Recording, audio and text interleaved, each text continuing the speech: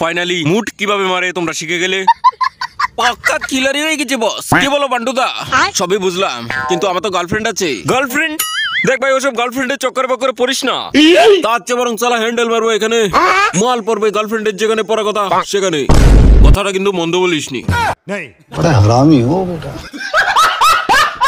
আমার মাথায় একটা মস্ত বড় প্ল্যান এসেছে, একদম মাইন্ড ব্লোয়িং আইডিয়া।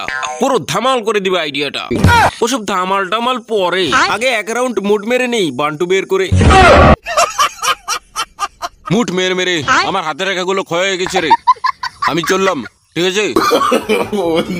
কিন্তু এক মিনিট, এই ছাগলের খামারে কেন নিয়ে আসা হচ্ছে আমাকে?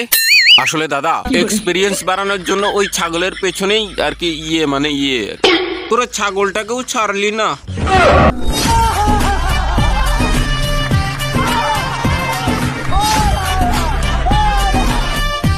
बड़ा हरामी हो।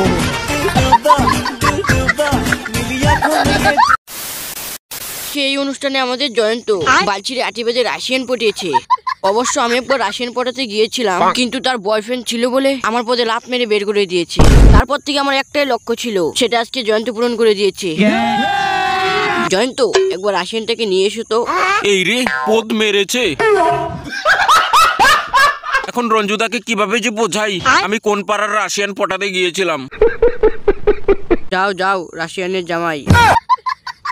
জানো, আমার অনেক দিনে বান্টু দাঁড়ানো ছিল। মানে আমার একটা স্বপ্ন ছিল। আমাকে ক্ষমা করে দিও রঞ্জুদা, তুমি যে টাকাটা আমাকে দিয়েছিলে রাশিয়ান পটানোর জন্য, তার সব টাকাই আমি IPL এ জুয়া খেলে ফেলেছি। বামচোক, তুই আমার সব টাকা জুয়া খেলে ফেলেছিস?